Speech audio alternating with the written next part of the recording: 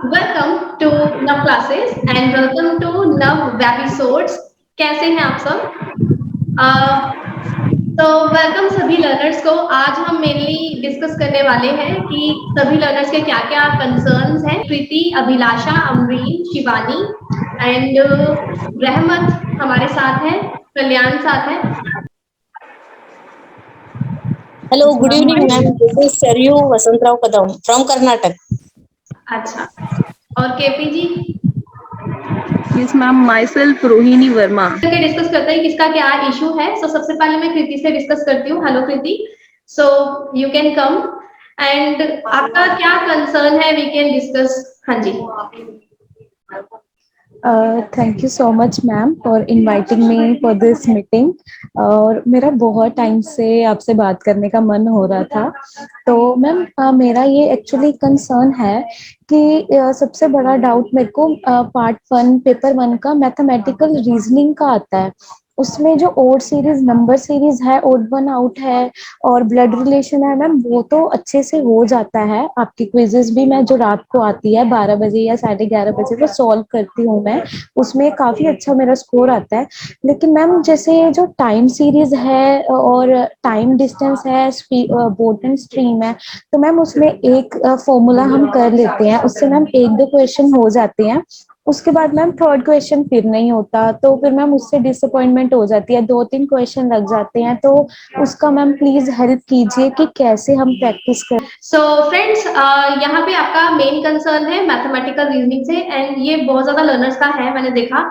So simple सी बात है, आप लोग एक तो अपने अंदर से जो फियर है ना उसको भगाइए। एक तो ठीक है कि हमें मैथ्स कर रहे हैं और उसी में गलती होगी। जैसे आप बाकी सब्जेक्ट्स में कंफर्टेबल है, मेक श्योर कि आप अपने आप को मैथ्स में भी कंफर्टेबल कीजिए। एंड जब भी हम क्वेश्चन करते हैं तो क्वेश्चन को बिल्कुल ध्यान से आराम से रीड किया करो, बिल्कुल फोकस माइंड से। ठीक है, उसमें ये नहीं होना चाहिए कि आप कभी सोच रहे हो कि मैं यहाँ से कर लूं या ऑप्शन से चला जाऊं। ठीक है, कई बार आपको लगता है मैं क्वेश्चन से जाऊं या ऑप्शन से जाऊं।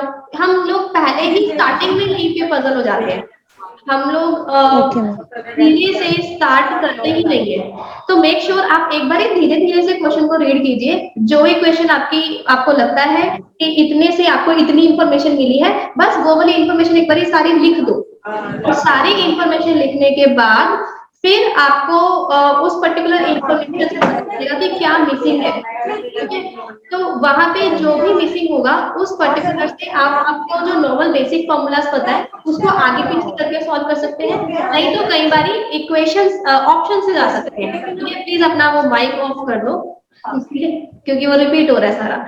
जी, सो फ्रेंड्स, फिर हम इक्वेशन से ऑप्शन से जा सकते हैं। ऑप्शन से जब हम क्वेश्चन को सॉल्व करते हैं तो इस तरीके से करते हैं कि जो क्वेश्चन में दिया हुआ है ना मेन कि इसको ऐसे करने से ये आ गया, आपका वो left hand side is equal to right hand side बननी चाहिए। तो इस तरीके से भी हम सॉल्व कर सकते हैं कि लेफ्ट हैंड साइड आपकी राइट हैंड साइड के इक्वल हो रही है। या फिर अगर आप क्वेश्चन से जाते हैं तो फिर आप एक नॉर्मल बेसिक रूल से अगर निकलते हैं तो फिर आप ज्यादा अच्छे से कर लेते हैं। कई बार बेसिक वाला मेथड थोड़ा लेंदी होता है लेकिन आप उसको सही से कवर कर पाते हैं। कई बार बच्चे कहते हैं मैम सिर्फ ट्रिक बता दो, लेकिन आपने ये देखा होगा कि ट्रिक अगर हम देखेंगे हर एक क्वेश्चन की अलग होती है। अब मैंने एक क्वेश्चन लिया, उसमें ट्रिक अलग होगी, उसमें ट्रिक अलग होगी, नेक्स्ट वाले में अलग होगी। तो हम एवरी टाइम जो ट्रिक देख रहे हैं वो हर बार अलग हो रही है। तो उसमें प्रॉब्लम क्या आ रही है कि हम कितनी ट्रिक्स याद कर लेंगे एग्जाम में, और एग्जाम में जाके वो सारी के सारी ट्रिक्स तो हमें एक साथ याद नहीं ना रहेंगी। इसलिए मेक श्योर कि पहले अपने बेसिक क्लियर करें, फिर जितने ज्यादा क्वेश्चंस को हम प्रैक्टिस करेंगे उतने ज्यादा क्वेश्चंस से हमें समझ में आएगा कि हाँ इसको ऐसे करना चाहिए था, अच्छा ये वाला सॉल्यूशन ऐसे है तो इसको इस तरीके से करना चाहिए था, यहाँ मेरी गलती है। तो बी पॉजिटिव, अभी आप लोगों को टाइम मिल गया, आपको पता चल गया है कि एटलीस्ट जून में तो बहुत मुश्किल लग रहा है, या जून एंड में अगर कभी निकला तो फिर आप उस टाइम को यूज करके रोज थोड़े थोड़े क्वेश्चंस करो और उससे देखो कि मेरे से हो रहा है नहीं हो रहा। नहीं हो रहा तो एटलीस्ट थैंकफुल कि हाँ मेरे को ये वाला क्वेश्चन भी करने का मौका मिला और इसका सॉल्यूशन इस तरीके से ना था, उस चीज को समझ के आप आगे चलिए। ठीक है, तो हर चीज का थैंकफुल होगी। एटलीस्ट एग्जाम में आने से पहले मैंने इस टाइप का क्वेश्चन कर लिया और अब एग्जाम में ऐसा क्वेश्चन आएगा तो अपने माइंड को इतना फास्ट रखिए कि आप गलत नहीं करेंगे। उस टाइप के क्वेश्चन फिर नेक्स्ट टाइम, ठीक है। हाँ जी, सो अपने अंदर से डर पहले निकालिए। तो अभी हम आते हैं शिवानी के पास। सो शिवानी जी, थैंक यू मैम। हाँ जी, थैंक यू। वेलकम जी। शिवानी, आपका मेन कंसर्न यस मैम। किस चीज से हो सकता है? हाँ जी। Yes ma'am, thank you. बहुत अच्छा लग रहा है अभी आपसे लाइव बात करके। Very good. मैम, मेरा मेन कंसर्न ये है ना कि मैं रिसर्च को बार बार आपके मतलब सेशन को देखती हूँ, रिसर्च में बहुत ज्यादा कंफ्यूजन हो जाती है, रिसर्च एप्टीट्यूड में। रिसर्च मतलब पूरा सेशन में कंप्लीट कर चुकी हूँ, जब क्वेश्चन सॉल्व करने जाती हूँ तो नॉर्मल क्वेश्चन सब सॉल्व हो जाते हैं, बट कुछ क्वेश्चन बहुत कंफ्यूजन कर देते हैं उस टाइम में मैम, क्वेश्चन है, फिर एग्जांपल से दो। देखना पड़ता है। हाँ बोलो। एग्जाम्पल मैम, जैसे कि अब अभी तो वो क्वेश्चन सॉल्व हो जाते हैं, जैसे सैम्पलिंग चूज करना था तो अब क्वाटा सैम्पलिंग, फिर काशी रिसर्च, ये सब में मैम मतलब वर्ड ना जैसे भूल जाती हूँ, उस टाइप का कंफ्यूजन होता है कि अरे ये पढ़ना सबसे था बड़ी क्या। गलती है। आप जब ये सोचते हो कि मैं भूल जाती हूँ, तो भूलने का मतलब हम याद कर रहे हैं, हम उसके अंदर तक उसके समझ नहीं रहे हैं, ठीक है।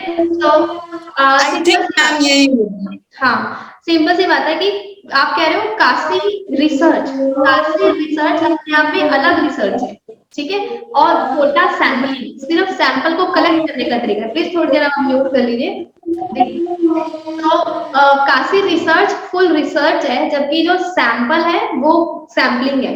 तो जो कोटा सैम्पलिंग आती है वो एक नॉन प्रोबेबिलिटी सैम्पलिंग है, और काशी रिसर्च भी एक तरीके की ऐसी रिसर्च है जो कि बल्कि उसमें आती है डिस्क्रिप्टिव रिसर्च में, और उसको हम क्वांटिटेटिव मानते हैं। वो क्यों मानते हैं? क्योंकि डिस्क्रिप्टिव रिसर्च में आ रही है और कहीं ना कहीं बाकी दूसरी रिसर्च से बेटर है, क्योंकि उसमें कुछ हिस्सा ऐसा है जो हम रैंडमली ले रहे हैं, उसमें बायसनेस नहीं आ रही है। सिर्फ हम कोटा तभी किसी चीज को दे रहे हैं जब हम वहां तक नहीं पहुंच पा रहे हैं, जब हमें उस पर्टिकुलर चीज के बारे में नहीं पता है।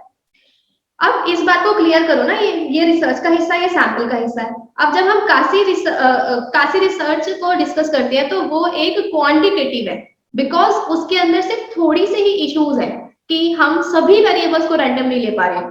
अदरवाइज उसके बाहर, जैसे अगर मैं एग्जांपल दूं, जस्ट रफ एग्जांपल, मैंने 95% रिसर्च सही किया, ऑथेंटिक करी है, कुछ 5% में ही हम यहाँ पर अटक रहे हैं, तो उसी चीज को कोटा दे रहे हैं। काशी में उसी चीज को थोड़ा सा यहाँ पे हम लोग नॉन रैंडम जा रहे हैं, ठीक है। तो अगर हम बिल्कुल ही नॉन रैंडम वाली रिसर्च में चले जाए, दूसरी जैसे कि क्वालिटेटिव, ठीक है, तो यहाँ पे वर्ड्स वगैरह यूज होते हैं, यहाँ पे हम मेजर नहीं कर सकते, लेकिन फिर भी हम काशी वाली रिसर्च में मेजर तो कर सकते हैं। कुछ एक पॉइंट के लिए हम उसको कंसिडर कर लेते हैं कि चलो ठीक है, यहाँ पे हम शायद लगा देते हैं, ठीक है। तो that is fair enough for some part जहां हम रीच नहीं कर पा रहे अदरवाइज। अब हम आते हैं कोटा सैम्पलिंग पे। तो कोटा सैम्पलिंग में मेनली हम कोटा दे रहे हैं, और वो सैम्पलिंग का हिस्सा का मतलब होता है कि डाटा को कलेक्ट करने का पार्ट, सिर्फ उसमें पूरी रिसर्च होनी बाकी है, वो सिर्फ डाटा कलेक्शन है। अब डाटा कलेक्शन में अगर हमारा रिजल्ट सही नहीं आ रहा है तो उसके अंदर वो फिर इस वजह से कहा जाता है नॉन प्रोबेबिलिटी सैम्पलिंग में आता है, क्योंकि वहां पे कहीं ना कहीं बायसनेस है। अब सैम्पलिंग के केस में थोड़ी सी भी बायसनेस होती है तो हम उसको क्वालिटेटिव में डाल देते हैं, नॉन प्रोबेबिलिटी में डाल देते हैं, ठीक है। तो वो जब सैम्पलिंग का इशू आएगा तभी आपने डिस्कस करना है। अब आपका मेन कंसर्न मुझे लगता है होगा वहां पे कि एक्सपोज फैक्टर कहाँ आएगा, एक्सपेरिमेंट कहाँ पे आएगा, और वो ये सब कहाँ आएंगे। तुमने सही तो बोला नहीं, तुम्हारे अंदर की बात तो मुझको पता है। तो खैर एक्सपेरिमेंट होता है जब बिना दूसरा टॉपिक बोला है, इंडिपेंडेंट वेरिएबल को हम मैनिपुलेट कर सकते हैं और डिपेंडेंट वेरिएबल के ऊपर उसका इफेक्ट दे सकते हैं। तो there must be two variable, पहली बात क्वेश्चन में। अगर दो वेरिएबल नहीं होंगे तो फिर वो एक्सपेरिमेंट हो ही नहीं सकता। किसको किसके साथ कंपेयर कर रहे हो आप, ठीक है। अब वहां पे जो एक्सपोज फैक्टर है उसमें भी there must be two variables, दो वेरिएबल होने चाहिए, जिस एक चीज का दूसरी चीज पे इफेक्ट देखना है, प्रभाव देखना है, ठीक है। अब वो चीज हो सकता है अभी हुई है या नहीं हुई है, लेकिन आपका क्वेश्चन आता है कि एग्जाम हुआ है और उसको एग्जाम के बेसिस पे लर्नर के स्कोर्स या लर्नर का सक्सेस रेट चेक करना है, ठीक है। तो अभी एग्जाम हुआ है, इसका मतलब एग्जाम होने का इंतजार करेंगे आप, और सक्सेस रेट यानी कि उनके अच्छे मार्क्स और बुरे मार्क्स के आने का इंतजार करेंगे। जब आप अच्छे मार्क्स और बुरे मार्क्स उसके आ जाएंगे, उसके बाद तो आप उसको मैनिपुलेट नहीं कर पाएंगे ना। ठीक है, इस चीज को चेक करने के लिए, तो वो आफ्टर द इफेक्ट ही है, वो एक्सपेरिमेंट नहीं है। एक्सपेरिमेंट तब होता जब मैं ये कहती कि मैं कुछ लर्नर्स को ऐसे क्वेश्चन देकर देख रही हूँ, दूसरी बारी अलग टाइप के क्वेश्चन देकर देख रही हूँ। आप एटलीस्ट तब इंडिपेंडेंट वेरिएबल को बार बार चेंज कर करके देख रहे हो, ठीक है, आप उसको जब चेंज कर करके देख रहे हो, मैनिपुलेट कर पा रहे हो, तभी वो एक्सपेरिमेंट है, ठीक है। सो ये चीज है। और एक और पॉइंट मेरे दिमाग में आ रहा था, हाँ, कभी कोई कहता है कि किसी पेरेंट से कुछ पूछना है, अब आप ही सोचोगे आपके पेरेंट्स से कोई डिस्कशन करनी है, पूछनी है, तो मैं उनके ऊपर एक्सपेरिमेंट थोड़ी कराऊंगी, पेरेंट्स को थोड़ी ना पकड़ के इधर से उधर करती रहूंगी, ठीक है, या उनका आफ्टर द इफेक्ट की भी जरूरत है, वहां पे उनसे बात करनी पड़ेगी। जैसे अभी मैं आपसे बात कर रही हूँ, आपके डाउट्स आ रहे हैं, आपसे डिस्कशन कर रही हूँ, तो वहां पे उनसे डिस्कशन करनी पड़ेगी। हो सकता है हम उनको ऑब्जर्व करें, उनसे फोकसली डिस्कस करें, डीपली बात करें, तो कहीं ना कहीं वहां पे आपकी क्वांटिटेटिव ना जाकर क्वालिटेटिव में जाना पड़ेगा। जैसे आपको मैं बोलती हूँ कि स्टैटिस्टिक्स, आंकड़ों से हम ग्लोबल वार्मिंग के बारे में लोगों को समझा रहे हैं, मास्क पहनना है, ये समझा रहे हैं, उनसे नहीं समझ में आएगा जब तक वो बेकार वाली वीडियोस नहीं दिखा रहे आपको वीडियो टीवी में। जब से दिल नहीं दहल रहा तब तक कोई नहीं सुधर रहा, ठीक है। तो सिमिलरली आपको फिर यहाँ पे क्वालिटेटिव होना पड़ा, क्वांटिटेटिव से काम नहीं चला वहां पर, ठीक है। So next Abhilasha ji, so thank you so much जी। Yes ma'am. Ma'am, people and environment in higher education बहुत वास्ट यूनिट्स हैं, एंड उसका कंटेंट इतना वास्ट है कि हम लोग कंफ्यूज हो जाते हैं, क्योंकि उसमें करंट पोर्शन भी है एंड स्टैटिक पोर्शन भी है। मैम, उन दोनों यूनिट्स को कैसे टैकल करें, कैसे मैनेज करें कि हम लोग उसमें मैक्सिमम स्कोर कर सकें? देखो, करंट पोर्शन जो होता है वो मेनली एक क्वेश्चन आएगा या दो क्वेश्चन आएंगे, ठीक है। अब मेनली जो करंट अफेयर्स है वो ज्यादातर मेरे को जो लगता है मैं साथ में कराती भी हूँ और आगे यूट्यूब पे भी करा देती हूँ। आपको पता है जनरल अवेयरनेस जितनी प्लस में कराई है, उसके बाद अब अगर कोई न्यू आएगी तो फिर वो वाली आगे यूट्यूब पे मैं साथ कराऊंगी, क्योंकि कुछ बच्चे ऐसे जो ऑलरेडी कोर्स कंप्लीट कर चुके हैं, अब दोबारा बार बार अफोर्ड नहीं भी कर सकते, है ना, इसलिए तो आप उसकी ज्यादा टेंशन ना लें, ठीक है। और जितना हमने कवर किया, क्योंकि आपके में करंट अफेयर नहीं है ना, बात एक जनरल अवेयरनेस है, और जनरल अवेयरनेस का मतलब होता है कि पीछे से कुछ भी उठा के, क्योंकि 2011 का डाटा पूछ रहे होते हैं, कभी कोई डाटा पूछ रहे होते हैं, तो वो पीछा वाला भी पूछ सकते हैं, आगे वाला भी। तो इसका बेस्ट तरीका यही होता है, जब एग्जाम टाइम पे मैं एग्जाम एनालिसिस कर रही होती हूँ, तो कितनों को इतना इजीली पता लग गया था कि भाई वो सस्टेनेबल गोल वाला क्वेश्चन पूछे चले जा रहे हैं, और बार बार वो कार्बन डाइऑक्साइड वाला पूछ रहे हैं, और वो वाला पूछ रहे हैं, मोर्टेलिटी रेट वाला क्वेश्चन पूछ रहे हैं। पहले पेपर में ही आइडिया हो गया। तो ये चीज आइडिया रहती है जब किसी का पहला दूसरा पेपर होता है, और जब मैं एनालिसिस कर रही हूँ तब पता लग गया कि ऐसी वाली जनरल अवेयरनेस पूछ रहे हैं, और उसी टाइम पे मैं आपके साथ स्पेशल क्लास लॉन्च करती हूँ या यूट्यूब पे वो कंसेप्ट कराती हूँ कि भाई अब अगले वाले बच्चों को इससे बेनिफिट होगा, क्योंकि वो पैटर्न फॉलो होता है।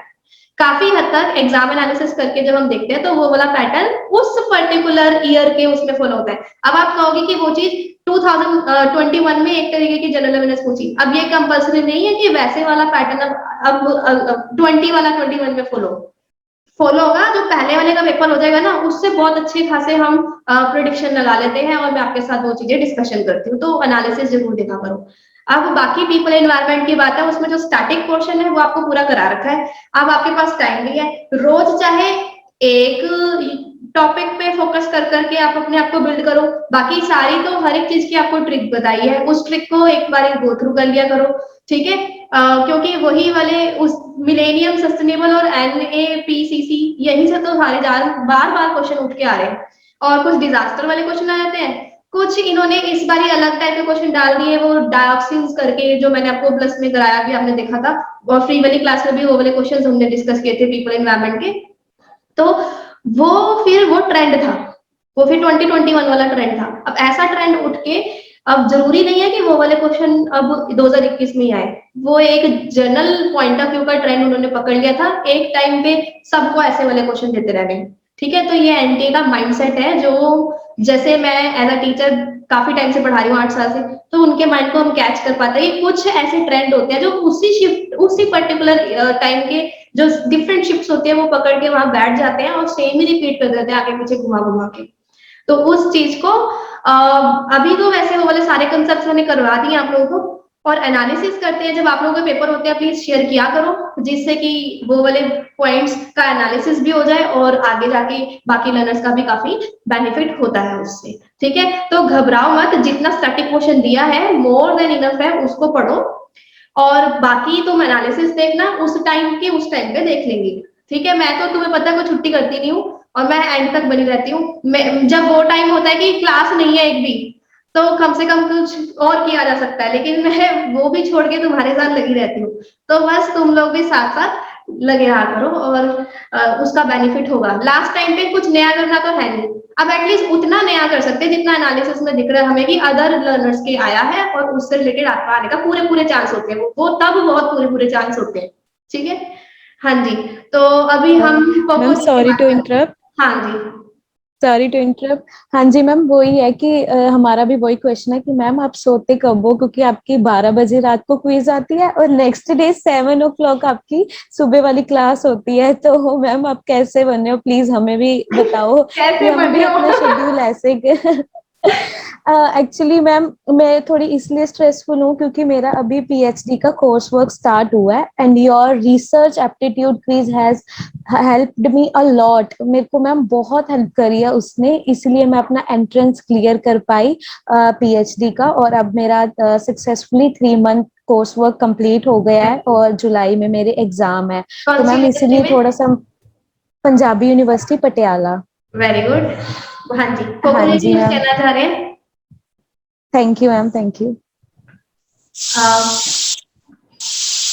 करना तो तो मैम हाँ मैम एक्चुअली यही था कि अगर जुलाई में मैम पेपर हो जाए और जुलाई में ही मैम हमारे कोर्स वर्क का एग्जाम हो तो क्लैश हो जाएगा, तो फिर कैसे पॉसिबल होगा, देखो, इधर अगर से मैं सेम डे भी कैसे। नहीं होगा तब तो आप मैनेज कर सकते हो, क्योंकि अगर जुलाई में होगा तो आप अभी पढ़ाई कर रहे हो, अभी क्या झक मार रहे हैं, फिर वही बात आ जाएगी। तो अभी तो पढ़ ही रहे हैं ना, तो आगे पीछे एक आध दिन का चल जाएगा। ठीक है, हाँ जी। तो अभी वो मेरी बात ठीक है। कर थी कि मैं कब सोती हूँ, तो खैर ओके। देखो, एक टारगेट होता है एक दिन का कि कितने देर में कैसे कैसे कवर करना है, और फिर वो मैं पूरा लिस्ट बनाती हूँ। अभी भी तुम्हारे साथ बैठी हूँ तो कुछ ना कुछ लेकर ही बैठी हूँ ठीक है, सो उस पर्टिकुलर लिस्ट के हिसाब से मैं प्रॉपर देखती रहती हूँ कि मेरा ये काम हो गया, और फिर वो वाला काम करके ही फिर नेक्स्ट डे मतलब उस दिन सोती हूँ और फिर अगले दिन जागती हूँ। ठीक है, तो मेनली आपको अपना जो भी काम कर रहे हो ना उसके लिए पैशनेट होना चाहिए, आपको अंदर से होना चाहिए कि हाँ ये मैं कर रहा हूँ या कर रही हूँ और ये मैं अपने लिए कर रही हूँ, इससे मुझे खुशी मिल रही है, मुझे सेटिस्फेक्शन मिल रही है। अभी ये जो वीडियो मैं लेकर आई हूँ, आप सब लोगों के साथ इंटरेक्ट कर रही हूँ, अब ये सब करने से भी खुद को सेटिस्फेक्शन मिल रही है कि at least I am able to do. वैसे भी सभी का इमोशनल और बहुत सारा इश्यूज चल रहे हैं, तो इससे अच्छा थोड़ा सा एक वैल्यूएबल किसी की लाइफ में इम्पार्ट कर दिया जाए, और आप लोगों की वीडियो देखकर बाकी बच्चों का भी कुछ ना कुछ भलाई होगा, कुछ ना कुछ अंडरस्टैंडिंग होगी, है ना। तो इस चीज से एक सुकून जो खुद को मिलता है, बिल्कुल ऐसे ही आपको भी अपना एक दिन का पूरा काम करके जो भी है आपका स्टडी या कोई और इंटरेस्ट है, तो आपको जब लास्ट में जाके लगे कि हाँ अब हो गया, अब मैं अच्छे से सुकून से सो सकता हूँ, और वो वाली नींद बहुत अच्छी आती है। ठीक है, और वो नींद इतनी अच्छी नहीं आती कि 10-10 घंटे सो जाता है कोई वो नींद इतनी अच्छी आती है कि एटलीस्ट मुझे कल के लिए अगेन मैं रेडी हूँ, I want to get up at time and I want to start a new day with new start and with more learners. ठीक है, तो that is more important what you have to think कि अब next day you will start with new day with new topic, अच्छे topic के साथ शुरुआत करेंगे। तो वो एक एक्साइटमेंट होनी चाहिए, जितनी एक्साइटमेंट आप लोग को मेरे से बात करने की थी, वीडियो में आने की थी यहाँ पर, उतनी एक्साइटमेंट आपको अगले दिन नया स्टार्ट करने में होनी चाहिए। कुछ इश्यूज चलते हैं बट उसको दिल पे ना लेके अपना फोकस मेन इंपॉर्टेंट है कि जब हम अब मान लीजिए हम अपने पेरेंट्स के साथ हैं, तो तब अपने फोन को कोशिश करें साइड रखें। कई बार मेरे को भी होता है कि कुछ मैसेजेस देखे, लेकिन कोशिश थोड़ी सी रहे कि तब आप उनके साथ हो। ठीक है, जब आप अपनी पढ़ाई कर रहे हैं तो फिर अपनी स्टडी के साथ है, फिर जो घर की या दूसरी टेंशन्स अपनी माइंड में है फिर वो टेंशन्स को साइड रख के हम स्टडी कर रहे हैं। हाँ जी, सो फ्रेंड्स, अगर ये वीडियो बीच में इंटरप्ट हो जाए, क्योंकि ये 45 मिनट्स का एग्जैक्ट होता है, अपने आप बंद हो जाता है, देन मैं आपको फिर दोबारा न्यू लिंक दे दूंगी, फिर उसमें आप ज्वाइन कर लेना। ठीक है जी। पोको, पोको का नाम क्या है जी? आपको कह रही हूँ मैं, ग्रीन में हो जी हाँ जी, वो माइक ऑन कर लो। हेलो हाँ जी, हेलो। आप कुछ कहना हाँ, चाहते गुड इवनिंग मैडम। हैं? हाँ, और अपना हाँ, good evening madam. Good evening. First of all, thank you for inviting me in this session and bringing this new session. सच में मुझे भी यही पता करना है कि आप how you are so much energetic the whole day. And the next what problem I am facing that I want to discuss is that कि मुझे एक स्लाइट डिफरेंस की वजह से हर बार मेरा नेट जा रहा है. के सेट तो मुझे आपकी के जो वीडियोस थे, मैं फ्री लर्नर हूँ. जो आपके पिछले क्लासेस थे उसी को देख के मैंने लॉकडाउन का पॉजिटिवली लिया और आपके हर वीडियोस मैंने देख लिए थे पिछले साल और उसी की वजह से मेरा के सेट हुआ था. ना ही कुछ कोई भी बुक मैंने रेफर नहीं की, खाली आपके वीडियोस लेके. और इस बार जो है ना, I want to do my NET with your both this book. This is the first book which I have taken and this is the second book and I am sure कि with this two books I will do my NET also. Now my problem is that कि जो बड़ा question आता है तो मैं बहुत घबरा जाती हूँ कि I am unable to read that questions. Why? What is the problem? And जो questions direct होता है, I will easily sort it that problem. That is my problem. So I need a solution in this, ma'am. जी, so actually जब large question आता है तो आप थोड़ा ध्यान देंगे ना, कुछ टिप्स एंड ट्रिक्स होती हैं जो मैंने बताई है. एलिमिनेशन मेथड होता है, ठीक है, उन सब चीजों से आप सॉल्व कर सकते हैं. ऑड वन आउट मेथड होता है, उससे सॉल्व कर सकते हैं. और मेन बात है कि आपको लगता है वो बड़ा है. कई बारी बड़े क्वेश्चन उतने इजी होते हैं, वो हमारा आलस है जो हमें पढ़ने नहीं देता. वो फोबिया है, वो फोबिया भी है, आलस भी है. पढ़ना पड़ेगा, ठीक है, वो चीज है. तो यार उससे पढ़ेगा के जगह आप उसको पढ़ लो ना अच्छे से. Just go through it. आप वो पढ़ेगा मतलब दिमाग में मत डालो, ठीक है, तो that will help you more. अच्छा, सो उसके अलावा इसके अंदर क्या कर सकते हैं हम? जब लार्ज, हाँ जी बताइए, कुछ कहना चाह रहे हैं? ठीक है, जब बड़ा, हाँ मैडम, जो आपने एलिमिनेशन और इवन और एलिमिनेशन जो बताया ना मैडम, जो आपकी क्विजेस है उसमें मुझे बहुत अभी इस साल में बहुत पॉजिटिव रिजल्ट दिख रहा है. I hope the same goes on continuing. But even though जब जो अनफेमिलियर वर्ड जो मैंने कभी भी रीड नहीं किया, ऐसा अगर आ गया तो आई डोंट नो कि समवेयर कि आई एम मुझे तुक्का मार देती हूँ. और जब कभी मैं तुक्का मारती हूँ, I don't know why my answer goes correct 100%. Problem ही क्या है? विदाउट रीडिंग मेरा आंसर करेक्ट हो जाता है, जो आपका एलिमिनेशन. बट अगर नेट में ऐसा करेक्ट हो गया तो बहुत अच्छा है, लेकिन अगर रॉन्ग हो गया तो I am very frighten for that. Yes. So for that part, whenever difficult question, difficult word or alien word will come, तो आप उसमें similar word ऐड करने की कोशिश करो. मैं बोलती हूँ उसको फिलिंग द ब्लैंक्स बना लो. सोचो अगर ये वर्ड नहीं होता तो ये सेंटेंस क्या होना चाहिए था. What should be the sentence? ये काफी हेल्प करता है. ये रीडिंग कॉम्प्रीहेंशन में भी कुछ ऐसा होता है कि सिमिलर वर्ड ढूंढो, अपोजिट वर्ड ढूंढो, तो उसमें भी बहुत हेल्प करता है आपको कि आप उसमें सोच लो कि अगर ये वर्ड नहीं होता तो ये सेंटेंस का क्या मीनिंग निकल सकता है, कुछ पॉजिटिव है कि नेगेटिव है. और फ्रेंड्स, जैसे मैंने देखा है कि वो रिसर्च एथिक लिखा होता है, तो मैं पता रिसर्च एथिक की वही ट्रिक है, एक छोटी सी ट्रिक है हमारी. बट उसके आगे कभी लिख देता है वो वुलनरेबल, तुम वुलनरेबल देख कर डर जाते हो. कभी लिख देता है कुछ, ठीक है. तो ये सब चीजें आप उससे डरने के बजाय वो वर्ड अगर नहीं समझ आ रहा तो छोड़ के बाकी वाले के हिसाब से भी आंसर करा जा सकता है. एंड मोस्टली मैंने देखा है कि वो जानबूझ के डराने के लिए दिया होता है. आपका वो इतना ज्यादा इफेक्ट नहीं करता है. वल्नरेबल मतलब कि वो नेगेटिव ही पूछ रहा है कि किसकी वजह से नुकसान हुआ. अब लीस्ट वल्नरेबल, लीस्ट मतलब कम वल्नरेबल, यानी कि जो हमारी ट्रिक है उसका उल्टा कर दो तो वो वाला आपका आंसर होगा, ठीक है. तो ये सारी चीजें आपको देखनी होगी. जी, अभी हमारा 10 मिनट्स में ये हो जाएगा ऑफ. मैं फिर दोबारा लिंक जनरेट करके आपको दूंगी, ठीक है. अच्छा, सो कल्याणी जी आगे ऊपर तो डिस्कस करते हैं. कल्याण, तो एक्चुअली आपका नाम क्या है? मेरा नाम शरीफ कदम है मैडम. आपका शरीफ जी.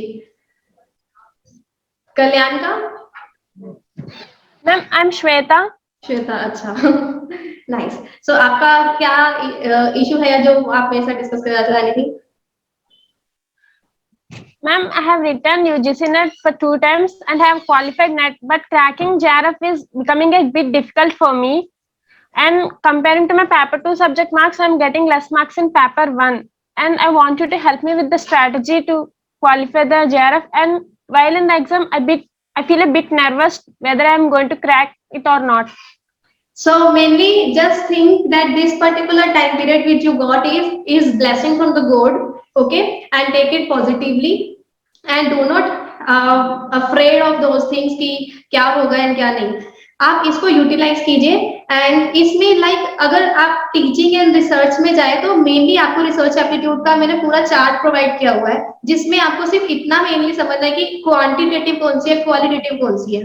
ठीक है, तो आपको अगर ये समझ आ जाए तो most of the question research related you can easily attempt. And teaching में भी आपको समझना पड़ेगा किसके कंसर्न से क्वेश्चन पूछ रहा है.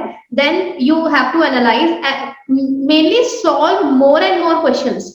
ठीक है, जितने ज्यादा क्वेश्चन आप सॉल्व करोगे उतना ज्यादा पता चलेगा कि I am going wrong in this particular part and इस पर्टिकुलर को फिर आप अगेन पॉजिटिवली लो. अच्छा हुआ अभी गलत हुआ है, in exam I will not make this mistake, why the question was asking this. Then whenever you get wrong answer again read the question after that wrong answer. then there must be some twist in the question, some keyword in the question that you can understand कि अरे भाई ये वाला बात थी इसलिए गलती हो गई. सिली मिस्टेक होती है, नोट ही नहीं पढ़ते, इनकरेक्ट ही नहीं पढ़ते, पता नहीं क्या क्वेश्चन तुम्हारा ऑप्शन से शुरू होता है, वो क्वेश्चन तो बिना बात पे दिया होता है वो ऊपर वाला. तो make sure clearly read the question and go through it. ठीक है, सो ये सबसे इंपॉर्टेंट बात है. और अपने फियर को, डर को भगाओ. और आप कह रहे हो थोड़े थोड़े पॉइंट से उन्होंने भी कहा था, आपने भी कहा कि रुक जा रहा है, तो यार जो हो गया हो गया. अब we are starting new. So new के हिसाब से आप अपना कॉन्फिडेंट को बिल्ड करके उस पे फोकस करो. पहले क्या होगा, पास्ट को लेकर रोने से कुछ भी नहीं मिलता है. ठीक है, हमें हमेशा जब न्यू स्टार्ट करना है तो स्टार्ट नाउ एटलीस्ट, और अच्छे से फोकस कीजिए. जो सब्जेक्ट कर रहे हैं उसका रिलेटिव एमसीक्यू सॉल्व करना बहुत ज्यादा इंपॉर्टेंट है, previous question and questions and all. जी, सो अमरीन जी आपसे बस डिस्कस. Hello ma'am. हाँ जी, कहाँ गई आप वैसे? ये रही. हाँ अमरीन. Hello ma'am. जी मैम मेरी प्रॉब्लम ये है कि मैम मुझे मैथमेटिकल रीजनिंग करने में बहुत प्रॉब्लम होती है. आप जैसे जो मतलब फॉर्मूले बता देती हैं, अगर उस पे जो बेस रहते हैं वो तो मैं सॉल्व कर लेती हूँ, लेकिन अगर थोड़ा सा कोई क्वेश्चन अगर थोड़ा सा अगर घुमा देता है तो फिर मुझसे नहीं हो पाता वो. देखो, ये कंसर्न मैंने बताया भी आपको. Yes, तो ma'am. जो क्वेश्चन घुमा देता है, आप ये काम करते हो कि नहीं? बड़ा क्वेश्चन देख के पहले तो सिट्टी पिट्टी गुल तुम लोगों की. तो बड़ा क्वेश्चन देख के तुम उसको डरने से अच्छा शुरू हो जाओ. जितना रीड किया, जो डाटा आपको मिल रहा है, ये डिस्टेंस है इतना दिया हुआ है, ये चीज है, ये इतनी दी हुई है, उतना लिख दो पहले. When you get all data in front of you, then you can analyze कि अब मेरा ये मिसिंग है. अब या फिर आप ये देख सकते हो कि जैसे डिस्टेंस एंड टाइम के अंदर ज्यादातर इंफॉर्मेशन किसकी दी हुई है, या कोई चीज इक्वल है यहाँ पर, सेम ही है हर बार. ठीक है, तो उसको साइड पे रख के उसका फॉर्मूला आगे लिख दिया. ठीक है, तो उसको आपने सॉल्व कर लिया. तो ऐसे करके जो इन्फॉर्मेशन मिसिंग है, आप नॉर्मल कोई और भी फॉर्मूला रख दोगे तो उसको आगे पीछे करके सॉल्व किया जा सकता है. नहीं तो ऑप्शन से भी जाया जा सकता है. अब देखो, उसने कहा कि इतना इतना करके इतना उसका टाइम आ रहा है, इतनी उसकी एज आ रही है, कुछ भी. ठीक है, तो ऑप्शन से उल्टा ऑपोजिट जाना पड़ता है. क्वेश्चन से करते हैं तो सीधा जाना पड़ता है, ऑप्शन से जाते हैं तो ऑपोजिट जाना पड़ता है. देन ऑपोजिट जाके देखो क्या उतनी ही एज आ रही है इसकी अब, या उतनी ही उसकी वो चीज आ रही है. तो आप इसके ऊपर जितनी प्रैक्टिस करोगे उतना ही बेनिफिट मिलेगा आपको. प्रीवियस ईयर क्वेश्चंस की पूरी पीडीएफ दी हुई है, टेलीग्राम में भी को भी दी है और उसमें भी दी हुई है, प्लस पे भी. अब आप थोड़े थोड़े करके रोज अपना एम बना लो, क्वेश्चंस करने ही करने हैं खुद से. ठीक है, तो जब हम क्वेश्चन सॉल्व करेंगे तो जो भी दिक्कत आ रही है, आपको पता है नया अब आ गया कोर्स हमारा, तो उसमें भी डाउट पूछ सकते हैं. अब ये कई बार होते हैं, सभी पकड़ के मेरे सर पे मार देते हैं, मेरे ही सारे डाउट सॉल्व कर लो, और कोई बच्चा तो है नहीं क्लास में. वही थोड़ा नॉर्मली थोड़ा थोड़ा करके, थोड़ा अलग अलग सेशंस में करके आप पूछ सकते हैं. ठीक है, सो दैट मेरे ऊपर भी बहुत सारा बर्डन ना आ जाए और बाकी बच्चे भी खुश हो जाए. सबके डाउट आने चाहिए, इकलौते एक ही बच्चा नहीं है क्लास में. ठीक है जी. जी yes ma'am. Okay ma'am, thank you ma'am. Thanks. हाँ जी, रहमत जी से बात करते हैं. मैम मेरा मतलब वो है कि इंडियन लॉजिक में ना क्वेश्चन समझ में नहीं आते. जैसे कि बहुत सारे क्वेश्चन होते हैं, जैसे कि फैलेसी समझ में आ जाता है, हेतु भाषा कैसे करें, लेकिन जब कुछ क्वेश्चन ये रहता है उसमें पूछता है कि वो क्या है, कि वैतरीय है या अन्य वैतरीय. तो वो जो इंसेंस को मतलब कि डिकोड करना पड़ता है कि एग्जैक्टली उसमें पूछ क्या रहा है, उसमें बहुत ज्यादा प्रॉब्लम होता है। तो मेरा ज्यादा कंसर्न सिर्फ इंडियन लॉजिक की है, और मैथमेटिकल रीजनिंग तो आप बताएं, और डीआई आराम से सॉल्व हो जाता है, उसमें उतना कोई इश्यू नहीं है। लेकिन डीआई में कभी कभी जो क्वेश्चन पूछता है ना कि एक डिफरेंस वाला होता है, तो उसमें थोड़ा सा हो जाता है कि डिफरेंस किसको ले, मतलब फर्स्ट वाले को ले या सेकेंड वाले को, तो उसमें थोड़ा सा प्रॉब्लम होता है। और दूसरा डीआई में होता है कि जब हम परसेंटेज वाला क्वेश्चन करते हैं, तो कभी कभी होता है कि आप परसेंटेज में कभी घुमा के एवरेज भी पूछ लेता है कि आप पूरा का एवरेज बता दो या पूरा का परसेंटेज। सो पहली बात तो डीआई में एक ऐसा होता है कि आपको ग्रोथ रेट निकाल के एवरेज निकालनी है, ठीक है, ग्रोथ रेट निकालनी, वही वाला कंसर्न है आपका। अब वो बहुत लेंथी क्वेश्चन होता है, ऑफ कोर्स उसमें जितने भी ऑप्शन दिए हुए हैं सभी के हिसाब से हमें final value minus initial value divided by initial value ये पूरा करना पड़ता है ना, तो तब निकलती है ग्रोथ रेट। फिर पहले तो सबकी ग्रोथ रेट निकालो, फिर सबको प्लस करो, 4 है तो 4 से डिवाइड करो, 5 है तो 5 से डिवाइड करो, तो इस तरीके से हमें फिर देखना पड़ता है उसको। सो उसमें सभी की पहले निकालेंगे final value minus initial value divide by initial value into 100 and फिर सभी को प्लस करेंगे और जितने भी वेरिएबल्स है उनको फिर एवरेज निकालेंगे। तो ये उसका क्वेश्चन होता है। अगर सिर्फ ग्रोथ रेट पूछ रहा है तो ग्रोथ रेट निकालते हैं, ठीक है। और आप कह रहे हो डिफरेंस वाला समझ नहीं आ रहा, तो इसका डिफरेंस उससे निकालना है, वो डिफरेंस में तो सिर्फ माइनस करते हैं, डिफरेंस परसेंटेज पूछनी है। तो डिफरेंस परसेंटेज के अंदर फिर हमें क्या करना पड़ता है कि वो final value minus initial value divided by initial value, नहीं तो अगर वो पूछ रहा है मोर मतलब ज्यादा तो नीचे छोटा आता है, सिंपल सा फंडा है अपना। और अगर वो पूछ रहा है कि कितना कम है तो नीचे बड़ा वाला आता है, ठीक है। तो ये सारी पॉइंट्स होते हैं उसके अंदर। और अगर आपको यही नहीं पूछा सिर्फ इतना मतलब चेंज बता दो तो फाइनल माइनस इनिशियल होता है। अगर वो भी नहीं पता चल रहा तो खुद देखो कि अगर वो बोल रहा है 2016 से 2018 का कैसा डिफरेंस परसेंटेज है, ठीक है, ये वाला कंसर्न है। देखो 2016 वाला छोटा है, 18 वाला बड़ा है, मतलब कि वो इंक्रीज हो रहा है डिक्रीज हो रहा है, इंक्रीज हो रहा है, तो नीचे तो कौन सी वैल्यू आएगी, छोटी वैल्यू आएगी, ठीक है। छोटी वाली इंक्रीज हो रहा है, अगर वो कम हो रहा है तो डिक्रीज हो रहा है तो नीचे बड़ी वाली वैल्यू आएगी, ठीक है। बड़ी वाली सो फाइनली इतने सारे कवर हो गए। एक बरखा की ऑडियो शायद आवाज आ रही है कि नहीं आ रही, बरखा सभी आ गए हैं। तो रहमत आपका इशू चल रहा था लास्ट में, किसका डिस्कस कर रहे थे हम, इंडियन लॉजिक वाला इंडियन लॉजिक मेरा आपका था ना जी। तो हम स्टार्ट करते हैं। Yes ma'am. सो जो इंडियन लॉजिक वाला पार्ट है जिसके अंदर वो जो न्यू टॉपिक आया है, अब तो खैर न्यू टॉपिक आने की वजह से आपका जो पुराना वाला टॉपिक है वो आपको आसान लगने लग गया है। वो जो शेषवत वाला पोर्शन था वो आपको कुछ लगता है कि अब ये वाला नहीं, उसमें तो ये अनुमान और प्रमाण में तो दिक्कत नहीं होता, वो हेतु भाषा भी नहीं। सबसे ज्यादा प्रॉब्लम फैलेसीज में लगती है थोड़ी सी, और वो अभी जो नया आया है ना भावा भावा और फिर केवलेत्री वाला, उसमें थोड़ा इश्यू होता है। हम जैसे क्वेश्चन रहता है, जैसे कि आपकी बुक में क्वेश्चन था ना कि hill has smoke because it has fire, तो कौन टाइप की फैलेसी हुई, तो फिर दिमाग में पा जाता है कि ये क्या लॉजिक से फिर फैलेसीज पूछ रहे, तो ये थोड़ा मिक्सिंग तो समझ में नहीं आता है। हाँ तो सही तो है। वो फायर वाला जो क्वेश्चन था कि ये हम नहीं मान सकते कि जो आग है वो गर्म है, इसका मतलब वो क्या कह रहा है, आग को ठंडा कह रहा है। तो ये क्वेश्चन कितनी बार डिस्कस हो चुका है हमारा भी कि आग जो ठंडी होती है ये हमें फ्रॉम अदर नॉलेज पता है। इसके आगे वाला जो सेंटेंस कुछ होगा अगर वो पढ़ने की जरूरत ही नहीं है, बिकॉज वाले की नीड नहीं है। We know from other source of knowledge की, बचपन से सुनते आ रहे हैं और हमें खुद को भी पता है कि आग तो गर्म ही होती है। तो ये कौन सी वाली है, ये बाधित। विरुद्ध तब होता, ये तो बाध्यता है मैम। हाँ ये बाधित है। विरुद्ध तब होता जब दो चीजें यानी कि हमारा साध्य मतलब मेजर टर्म और मिडल टर्म दोनों कॉन्ट्राडिक्ट कर रही होती, दोनों अपोजिट हो रही होती, ठीक है, तब विरुद्ध होता। कई बार एक अजीब सा दे रखा था, उसमें सेंटेंस कुछ ढंग से बन नहीं रहा लेकिन फिर भी विरुद्ध दे रखा, उसमें फिर ओड वन आउट से आंसर होता है कि ना तो ये बाकी वाले ऑप्शन है तो बचा ये। ऐसे करके भी आप अंडरस्टैंड कर सकते हैं। हाँ बताओ क्या कह रहे हो मैम। हम इससे फैलेसीज तो पूछ रहे हैं कि hill has smoke because it has fire, तो ये कौन सी फैलेसी होगी, हम ये पूछ रहे हैं। तो उसके आगे वाला सेंटेंस क्या है, इसमें कुछ नहीं, खाली कि in the sentence the hill has smoke because it has fire, which type of fallacy है ये, कौन सी फैलेसी है ये कह रहा है कि it has smoke because it has fire, है ना। ये कैसी वाली फायर, ये उल्टी दी हुई है, ये ढीली ढंग की नहीं है, ठीक है। क्यों, क्योंकि it has fire because it has smoke, there is fire because में स्मोक आना था, वो उसकी फॉर्मेशन ही उल्टी है, इस वजह से क्या ऑप्शन दे रखे हैं उसके, उसका वो वाला आंसर होगा, मतलब फॉर्मेशन ही करेक्ट नहीं है, कोई असीधा होगा इसका शायद। वेब सीधा कुछ है, कुछ क्या? क्या सीधा है?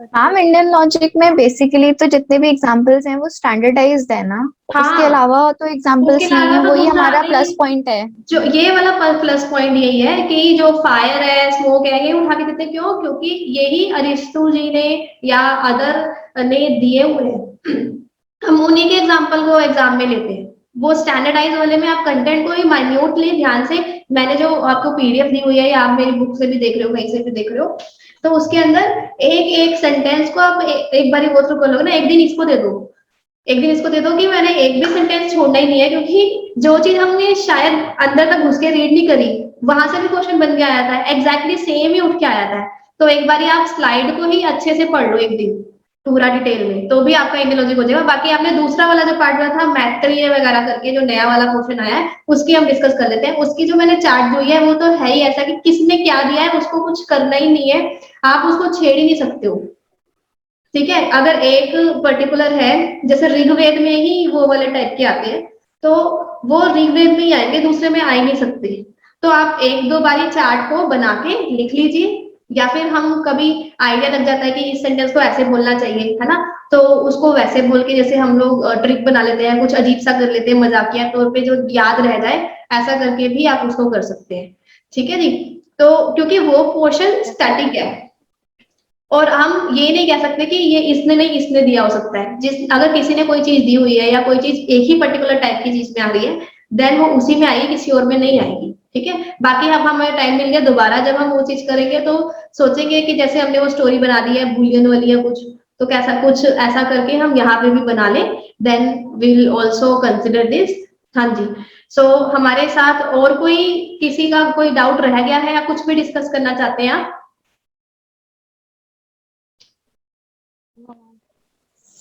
Hello ma'am. जी हेलो। शिवाली। हाँ मैडम, मेरे को एक प्रॉब्लम है मैडम। अभी मैंने केसेट किया है और मैं यहाँ पे एक यूनिवर्सिटी में पीएचडी के लिए अप्लाई किया है मैडम अभी।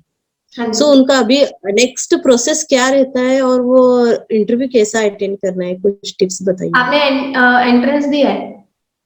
नहीं, मेरा केसेट हुआ है ना, सो वी आर उसके बेसिस पे एग्जाम्प्टेड। हो गया, तो अब सीधा फिर आपका इंटरव्यू होगा, और इंटरव्यू से पहले आपको पता है कि हर एक यूनिवर्सिटी सिनॉप्सिस या रिसर्च प्रपोजल जो आज हमने मॉर्निंग में करा है अपने यूट्यूब पे वो मांगती ही हाँ मांगती देखा है, है। तो आप लोग तब मांगे तब स्टार्ट करने से बेटर है अभी से प्रिपेयर कर लो, और कोई आपको एक एरिया नहीं मालूम तो आपको 2 और 3 एरियाज पता है, तो साइमल्टेनियसली तीनों एरिया पे थोड़ा काम करना शुरू करोगे तो आपको पता चल जाएगा कि यार ये बेकार है, मुझे ये ज्यादा बेटर लगता है, या ये ज्यादा लेटेस्ट है, या इसमें करने को ज्यादा मिलेगा, ज्यादा रिसर्च गैप मिल रहा है, उस हिसाब से आप सोच सकते हैं। आपके पास पहले भी मैंने पीएचडी रिसर्च पेपर वाली जो प्लेलिस्ट है उसके अंदर जैसे बाकी लर्नर्स का भी मैंने इंटरव्यू लिया था जिन्होंने पीएचडी करी, उनके टॉपिक्स आपने देखे बिल्कुल ही अलग, एक मैं ये नहीं कह रही कि सेम क्वेश्चन होगा कि वो उनके सब्जेक्ट के हिसाब से मैच कर रहा था, ऐसे ही आप अपने में सोचो कि क्या ट्विस्ट कर सकते हो, क्या इसमें गैप आप फाइंड कर सकते हो जिसके ऊपर आप काम करोगे, या जिस चीज का ज्यादा आपको स्कोप दिखाई देता है, आपको पहले कंफ्यूजन हो रही है तो कोई बात नहीं यार, तीनों पे काम करना शुरू करोगे ना थोड़ी देर में समझ में आ जाएगा, ये मेरे बस की नहीं है, ये सही नहीं लग रहा, ये बोरिंग हो गया, सबने करा हुआ है अब, या फिर इसमें मुझे कुछ इंटरेस्टिंग मिल रहा है, तो आप वहां पे जा सकते हैं जी। Okay madam, thank you ma'am. जी, एनीवन नाउ?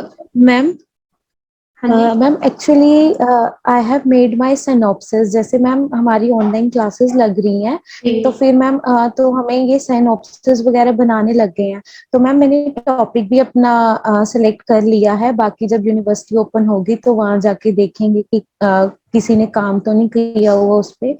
मैम जो the basic problem is how to select the data methodology, की कौन सा टेस्ट लगेगा, कौन सा पैरामीटर है, या मैम वो डाटा कलेक्शन पे थोड़ा सा मैम डाउट है कि हम कैसे वो करें, टूल्स कौन से लगाएं, कौन सी टेक्निक यूज करें, मैम प्लीज इस पे जरूर डिस्कस करो। तो आपका टॉपिक कैसा है, मतलब क्वालिटेटिव टाइप है, क्वांटिटेटिव टाइप है? अगर आप इसमें कोई मिस्टेक कर भी देते हैं तो सामने वाला पूछ लेगा कि ये तो बेकार है डाटा कलेक्शन का, ये सैंपल ही सही नहीं दिया तुमने। तुम्हें डरने की जरूरत ही नहीं है, because you are just starting. You can say कि जो मेंटर आपको आगे गाइड करेंगे, मैं उसके हिसाब से चेंज करने को रेडी हूँ, या मैं उसके हिसाब से इम्प्रूवमेंट करने को रेडी हूँ। ठीक है, तो जो आप वहां से आइडिया लो कि आपके रिलेटेड लिटरेचर जो आप कह रहे हो आपने कर लिया, तो उन लोगों ने कौन सा डाटा कलेक्शन का मेथड चूज किया था वो सोचो। उन लोगों ने किस तरीके से डाटा कलेक्ट किया है, या मेथोडोलॉजी कौन सी है। ज्यादातर लोगों की सिमिलर होगी कहीं ना कहीं, तो आप वहीं से आप चूज कर सकते हो। यू हैव पकी पकाई खिचड़ी लिटरेचर रिव्यू में आपको वो चीज वहां मिल जाती है। ठीक है, तो literature review is the main thing, जहां से आप गाइडेंस ले सकते हैं फ्रॉम अदर रिसर्चर्स की उन्होंने कैसी टाइप की रिसर्च की है, वो लिखा होता है उसमें। ठीक है, तो उनसे गाइड लेकर आप अपने में अप्लाई कर सकते हैं जी। ठीक है, thank you so much ma'am, thank you. अब सबके क्लियर हो गया? हाँ मैम जैसे लास्ट ईयर हम लोगों ने देखा था, बिकॉज मेरा ये फर्स्ट अटेम्प्ट है, मैं अभी एमएससी परस्यू ही कर रही हूँ। तो जैसे हमने लास्ट ईयर देखा था कि बिकॉज बहुत टाइम हमें मिल गया था, तो कट ऑफ पे उस हिसाब से बहुत हाई चली गई थी। तो मैम इस बार भी सेम होने के चांसेस है, या मतलब कट ऑफ वापस से थोड़ी बहुत डिक्रीज होगी या उतनी रहेगी, क्योंकि बहुत ज्यादा हाई देखो कट ऑफ यार, गई एक है। बात बताओ, इस चीज का तो तुम लोगों को कोई जरूरत ही नहीं है ना सोचने की। ठीक है, क्यों? क्योंकि कट ऑफ उस बेसिस पे जाएगी जितना अच्छा आप करके आएंगे। अगर आपका खुद का ही ये पेपर अच्छा हुआ है तो automatically there are many learners जो एग्जाम दे रहे हैं और उनका पेपर भी अच्छा ही होगा, और आप बल्ले बल्ले करके आए तो बाकी भी बल्ले बल्ले कर रहे होंगे। तो आपने उस बात पे कंसर्न रहना है कि मैंने अच्छा किया तो मैंने सबसे अच्छा किया होना चाहिए। तो तभी कहती हूँ आप 100% अपना बेस्ट दो। आप ये मत सोचो कट ऑफ इतनी आई तो मुझे इतना टारगेट रखना है। अगर आपने कट ऑफ के जितना टारगेट रखा 1% ऊपर चलेगी बहुत बुरे फिसलोगे। तो आप कट ऑफ पे जाए क्यों रहे हो? आप कहो कि मेरे को सारे क्वेश्चन सही करके आने हैं, तो एक दो क्वेश्चन एंटी के गलत हो जाएंगे, एक दो आपके गलत हो जाएंगे, कहीं ना कहीं आप सेफ हो जाएंगे। ठीक है, तो आपको अपना कंसर्न ये है कि ज्यादा टाइम आपको मिला था, ऑफ कोर्स सभी को मिला है, लेकिन आपने सबसे बेटर करना है। आपने भीड़ में, ये सारी भीड़ है, ठीक है, so these all are crowd, तो उस क्राउड में अपने आप को डिफरेंशिएट करने के लिए मेक श्योर कि you are doing each and everything with focus and smart study. Smart study का मतलब है कुछ ऐसी चीजें 100% पता है कि ये टॉपिक तो बहुत ही रिपीटेड है और ये आती ही है। और स्मार्ट टेक्निक ये भी है कि क्वेश्चन नहीं आता तब भी हम लोग जुगाड़ लगा सकते हैं, ओड वन आउट करके, एलिमिनेशन मेथड करके। जैसे आपने बोला कि किसी ने बोला था वर्ड डिफिकल्ट आया था तो आई गेट अफ्रेड, देन उसको वर्ड को छोड़ के बाकी क्वेश्चन रीड करो, वो वर्ड आपका जबरदस्ती उसको करना है।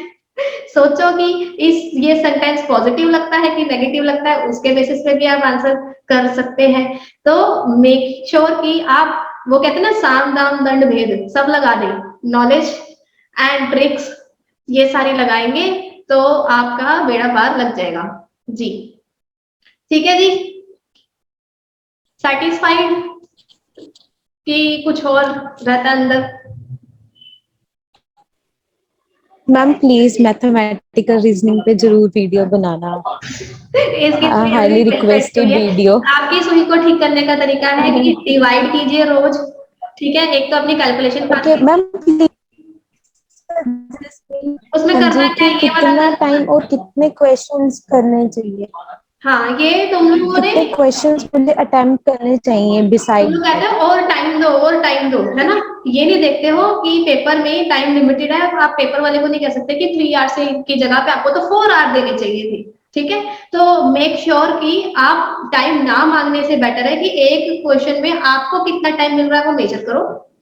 बड़े वाले क्वेश्चन में देख लो, छोटे वाले क्वेश्चन में देख लो, ठीक है। फिर अपने आप की पेस उससे थोड़ी इंक्रीज करो, नेक्स्ट करके रीडिंग जल्दी करने की कोशिश करो, क्वेश्चन को एनालाइज फास्ट करने की कोशिश करो, ठीक है। और फिर क्वेश्चन के बेसिस पे मीनिंग निकालना जल्दी सीखो।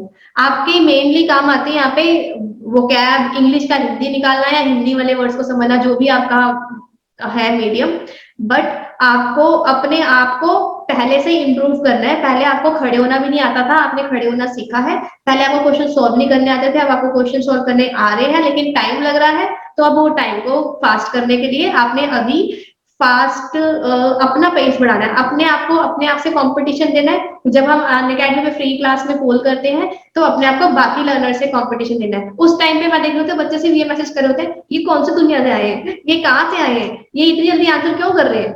वो ये नहीं देख रहे होते यार तुम उस दुनिया में क्यों नहीं जाते हो तुम अपने आप की दुनिया अच्छी क्यों नहीं बनाते हो।